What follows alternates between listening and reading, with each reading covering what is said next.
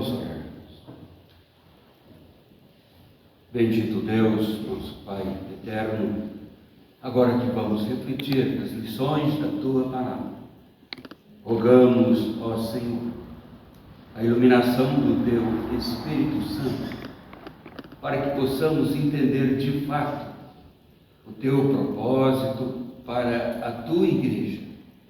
Sabemos que o Senhor tem sempre o melhor para o Teu povo. Assim, venha nos conduzir nestes momentos de estudo da Tua palavra. Abençoe de modo igual as crianças que agora reunidas em sala continuarão aprendendo da Tua palavra. Abençoando a professora que está cuidando, transmitindo a lição, que possa fazer conforme a direção do Teu Espírito Santo também.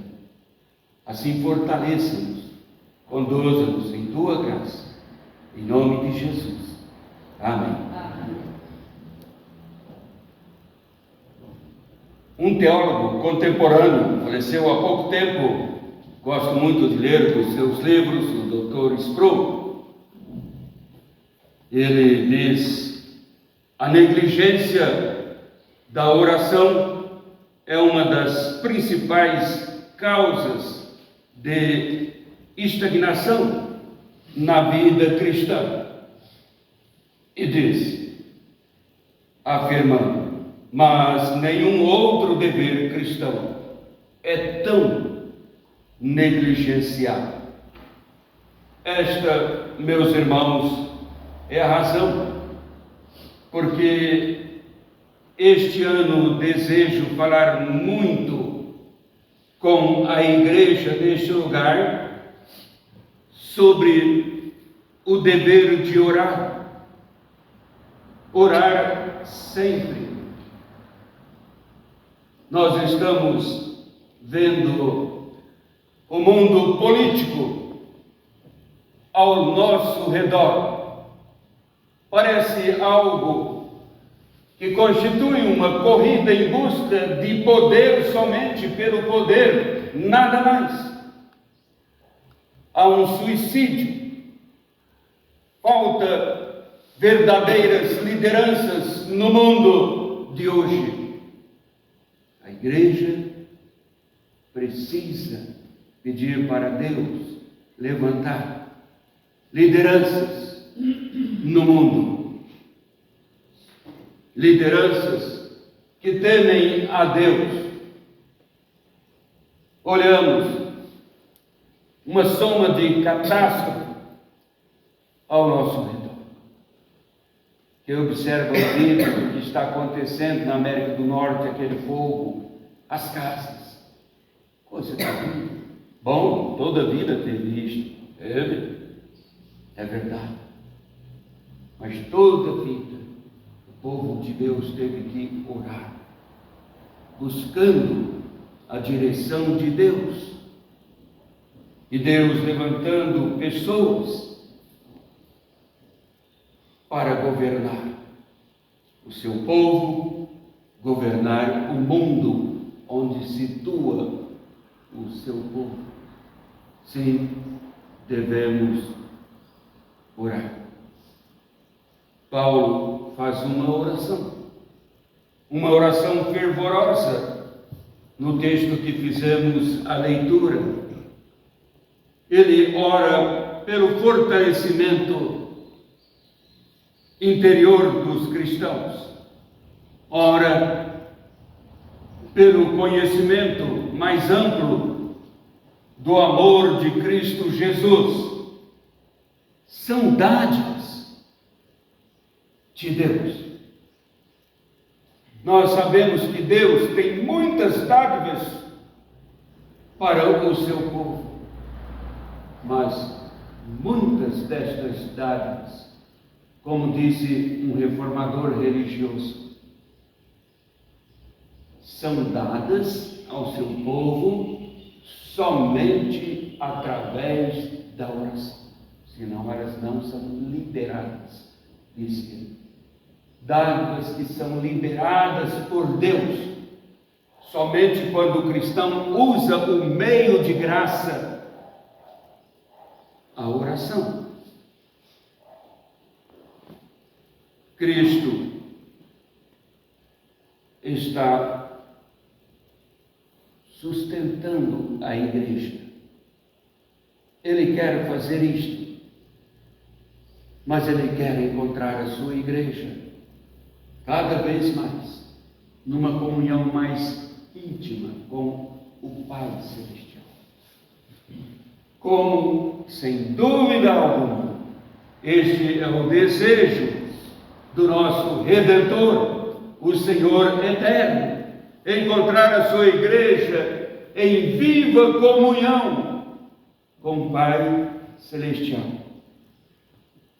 Deus escuta a oração do cristão. Isto chama a nossa atenção primeiramente, porque o apóstolo Paulo está aqui registrando a oração, porque Paulo escreve a sua oração à igreja de Éfeso para os gentios. Não bastaria ele orar. Sabemos que a palavra de Deus é inspirada por Deus. Sabemos que o registro desta palavra é inspirado. Agora, nem todos os fatos registrados na Bíblia são acontecimentos inspirados por Deus, mas o registro deles é inspirado por Deus. Lembramos, olha, o faraó mandando matar as criancinhas, acha que Deus inspirou o faraó para fazer isso? É um fato, mas não inspirado por Deus. Mas está na Bíblia. O registro é inspirado por Deus, quer através do fato, falar ao nosso coração, falar conosco. Paulo escreve a sua oração. Tem o propósito de ensinar. É uma oração que podemos extrair em lições nestes versículos, 7 versículos apenas. Quantas lições podemos extrair aqui? E a primeira é a certeza que o apóstolo está testificando de que Deus escuta a oração do cristão. Na oração, o apóstolo demonstra o conhecimento do Deus, o Deus a quem ele está se dirigindo em oração. Para ele, inegavelmente, é o Deus único, o Deus que falou, se revelou a Moisés lá no Sinai, com os mandamentos que trazem em si o ensino da santidade de Deus, para colocar o temor na vida do povo de Deus. Então, Paulo identifica bem: este é o meu Deus, o único Deus poderoso, elevado em seu ser, puro, cujos olhos não podem contemplar a maldade. É o Deus que ama o pecador. É o Deus triunfo. Primeiro, então, o Pai. Temos aqui a estrutura desta oração na Trindade.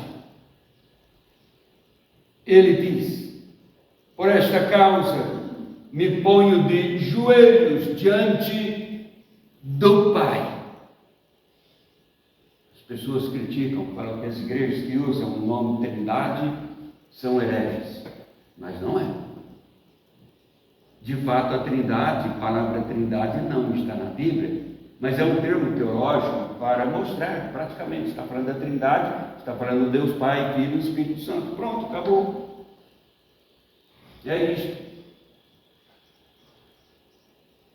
E Paulo está dizendo sobre o Pai.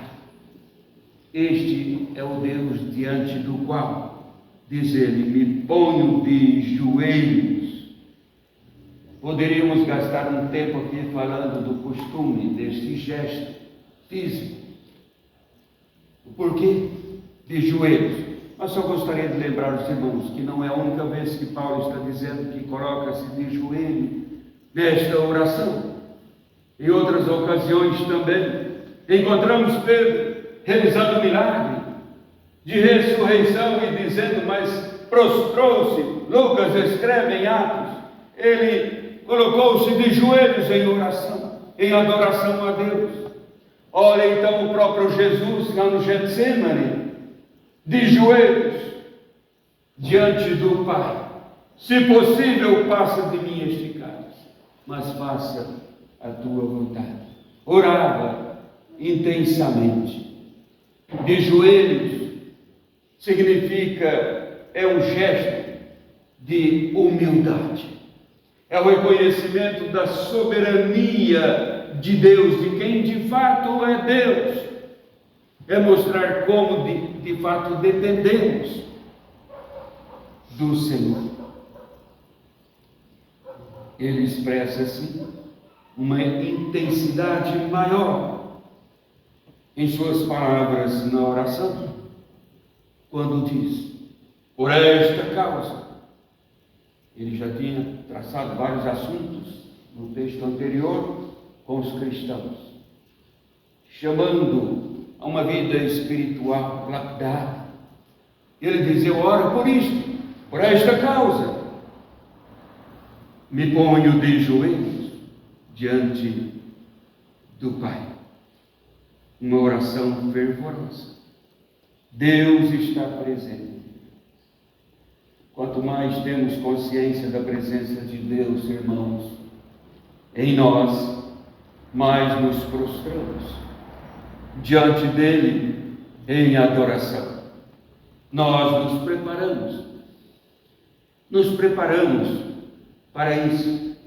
Não permitimos nada tirar o nosso tempo, porque conhecemos a maravilha da adoração a Deus em oração, quer seja oração em família, num momento devocional, ou oração particular, quando o pai vê que as coisas não estão indo muito bem, ele diz, eu vou me retirar um pouco, não me perturbe agora, e vai orar. Quer seja então oração em família ou particular, ou mesmo em comunhão, em adoração pública, na igreja. Pessoas têm sugerido a mim, dizendo, pastor, precisa exortar a igreja para a frequência aos cultos. Não. Às vezes até falamos, mas sabemos que isto não chega a lugar algum, porque nada disso vai fazer diferença. O cristão precisa ter sua vida com Deus, uma vida de tal maneira que sua consciência de Deus o coloca prostrado diante dele. Isto sim, Deus não aceita cristão fabricado pela força religiosa. Não. Dr. McLaren, um comentarista bíblico, ele diz, não há nada mais frio do que a oração fria de um cristão frio. Irmãos, então é fervorosa a oração de quem diz, tenho razões para me pôr de joelhos diante do Pai. Pela oração, vamos seguindo assim, extraindo do ensino do apóstolo Paulo também esta lição, que pela oração o Espírito Santo fortalece o cristão.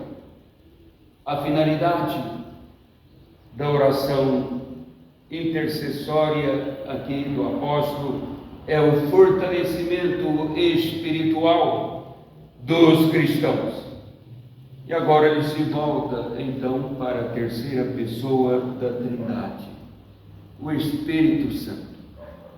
No versículo 16 ele diz: para que, segundo a riqueza da sua glória, vos conceda que sejais fortalecidos com poder mediante o seu Espírito no homem interior. O seu Espírito, com letra maiúscula na Bíblia, é o Espírito Santo, com letra minúscula é o nosso Espírito, e aqui é com letra maiúscula, o tradutor fez certo.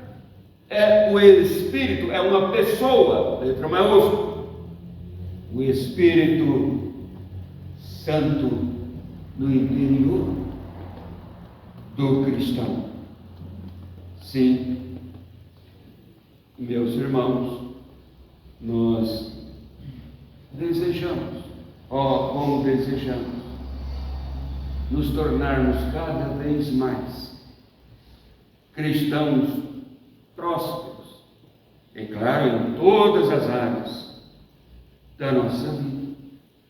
Desejamos sermos cristãos resistentes, fortalecidos. Desejamos ser cristãos bem capacitados. Aqui está o segredo. Você pode ler, reler. Às vezes decoramos versículos da graça, do amor de Deus. Deus amou, Deus é gracioso, e assim vamos, né? É bom. É como estamos sendo embalados aqui, numa canção de ninar, numa água tão rasa, fresca, na palavra. Não vamos em lugares mais fundos. Quem quer construir navios grandes tem que ir para águas profundas, não tem jeito. Então, aqui está o segredo, irmãos, para sermos cristãos resistentes, fortalecidos, cristãos capacitados. Sim, para quê? Porque quando vier o transtorno provocado pelo mundo no qual vivemos, mundo físico, nesse sentido, somos mundanos, não espiritualmente, mas fisicamente somos mundanos. Nós temos que plantar, temos que comer, temos que comprar, temos que vender e assim por diante. É o mundo. Nós estamos no mundo. Nesse sentido, somos mundanos. E enfrentamos problemas. Mesmo assim, não deixamos de sermos cristãos. Cristãos no mundo. Parece que não funciona, é sempre atritoso. Mas é assim mesmo. Então temos que sermos capacitados, hábeis. Temos que ser fortalecidos. É assim. Aqui o apóstolo fala desse fortalecimento para que, segundo a riqueza da sua glória, vos conceda que sejais fortalecidos com dínamos, com energia de Deus. A fonte é Deus mesmo, com poder, mediante o seu Espírito no homem interior. Fortalecimento é de fato poder ou capacitação. Está orando então o apóstolo para os cristãos serem fortalecidos com poder que habilita a ficar firme em Cristo e disposto a servir. Poder é a força de Deus no interior de um cristão. O cristão não tem força, poder em si mesmo. Não. Se tenta fazer algo para Deus com seu próprio poder e força, está perdido. Deus não aceita. É no poder de Deus que o cristão age. a força para a vida cristã, vem-se da habitação do Espírito Santo no cristão. Tanto é que na carta aos Coríntios o apóstolo diz: mesmo que o nosso homem exterior se corrompa, contudo o nosso homem interior se renova de dia em dia. O homem interior se renova. Sim, mas o que é isto? Homem interior. Ele está falando da razão, da vontade, da consciência de uma pessoa em sua oração. Paulo então está suplicando a Cristo para fortalecer o cristão. Como? Fortalecendo a mente dos cristãos, para que a mente não fique à mercê das paixões, instintos e desejos tendenciosos da carne. O apóstolo está pensando também na consciência do cristão. Ele então pede para que seja sensível, não seja uma consciência cauterizada, insensível, uma consciência ferreteada pela acomodação com as coisas mundanas nesta vida.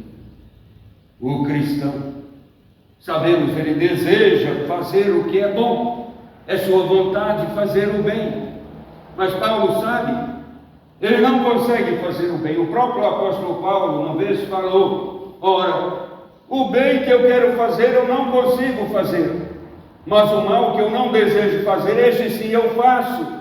Mas graças a Deus por Cristo Jesus, disse ele. Então ele ora pelos cristãos, e esta deve ser a nossa oração. Ele suplica o fortalecimento dessa vontade, é o que ele está pedindo, para que o cristão possa realizar o que de bom deseja fazer. Por isso, a igreja reformada não é uma igreja de regrinhas. Você pode fazer isto, você não pode fazer isso. Você pode fazer isto, você não pode fazer isso. Não é uma igreja de regras, mas de princípios. O propósito de uma igreja reformada, como uma igreja educadora, é construir no cristão esta habilidade, em que ele tem a capacidade de discernir o mal do bem e ter o desejo de fazer o bem e não o mal. A igreja trabalha neste sentido, construir no cristão esta capacidade. E então nós não dispensamos este meio de graça. A oração é orar. Orar pelos filhos, orar pelos jovens, orar pela igreja.